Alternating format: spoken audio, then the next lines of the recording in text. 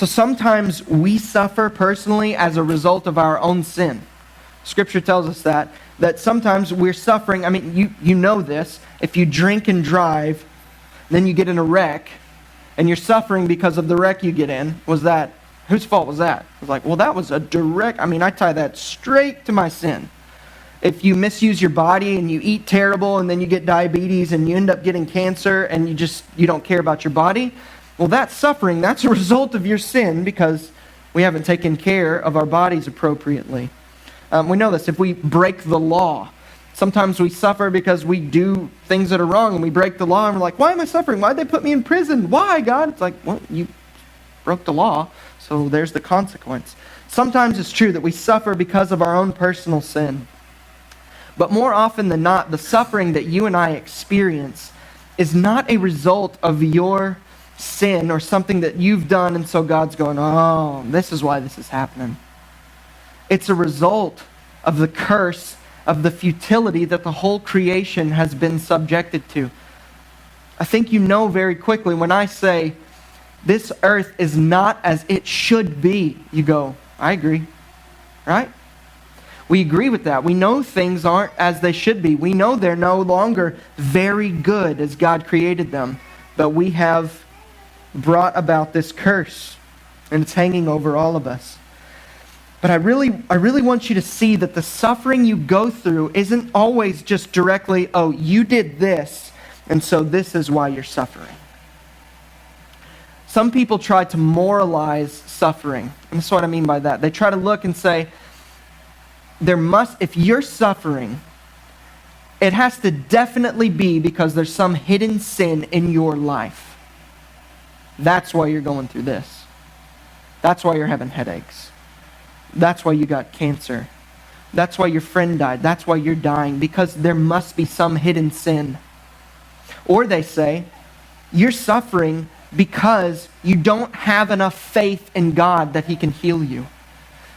And so this is what we call moralizing suffering. We look at the suffering of people and we say, you know what? Inevitably, it's your fault. You're not being good enough for God. You're hiding some sin, and so He's causing you to suffer. You don't have enough faith in Him, and so you're suffering. If you would just have more faith in God, you wouldn't suffer. And they're wrong. In John chapter 9, we see Jesus come across this man that was born blind. It's a great story. Read it in John 9. And Jesus says something very interesting. It says they come across a man that was born blind, and His disciples ask Him, Jesus, who sinned that this man was born blind? Him or his parents? You remember what He says? Neither. He says it wasn't this man's sin or his parents' sin that God is like cursing him and said, you're born blind because I knew what you were going to do. He says neither. He says it's so that the wonders and the glory of God could be shown through this man's situation. So the answer is not, hardly ever, you're suffering because you've got some skeletons in your closet. And when you would bring them out, when you would be a better person, and when you would stop sinning, you would stop suffering. Jesus says that's not it. If you go to 2 Corinthians chapter 13, you see Paul telling the church at Corinth that he's writing to. He says, I've had this thorn in the flesh, and people have debated it since it's been written, and we don't have any idea what it was. Some people think it's one thing. Some people, it's not important what the thorn in the flesh was, but it was important that Paul was suffering in some way. And he said he prayed to Jesus 3 times for Jesus to remove this thorn from his flesh. True or false? Paul had faith. You can say true. True. Paul had faith. Paul writes like half of the books in the New Testament. Paul's a dude who goes into a town, proclaims the gospel to him. They drag him outside of the town. They stone him. They think he's dead, so they leave him. And when Paul wakes up, he gets up and he goes, all right, going back into the town. Going to go share the gospel again. It's like, okay, this dude had faith, right? And he said that Jesus answered him. Jesus didn't heal him in this life, but He said, my grace is sufficient for you. For my power is made perfect in weakness. And so Paul says, so I boast all the more gladly of my weaknesses, that the power of Jesus may be shown through my weakness. So when people come to you and say, if you just had more faith, you wouldn't suffer. they're wrong.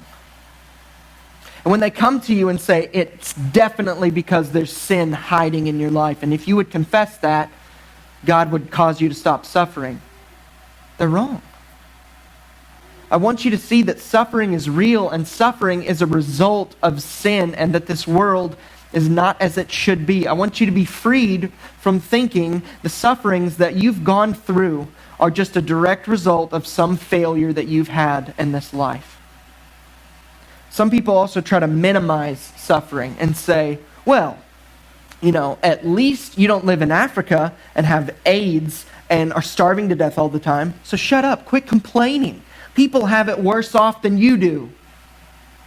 Has anyone ever told you that? Something like that? Well, this person has it worse than you, so, it's not as bad. And you just go, well, yeah, I guess it's not as bad. When people try to do that to us, and when we try to do that to people, hear me, we're wrong. The Bible doesn't do that. Jesus doesn't look at your suffering and go, shut up. It's not that bad. There are people that have it way worse than you. Be thankful you weren't born in a third world country. Jesus doesn't do that. Because all of the suffering that you and I are going through, it's real. And some is more intense than others, but it's all real. And so we don't moralize suffering and say, oh, it's your fault. And we don't minimize suffering and say, shut up and quit complaining. Because the Scripture doesn't do that. But what we do is, because of the hope of Jesus, we can look at our suffering, we can stare it in the eye and know this is not the end of the story. You don't have to minimize it.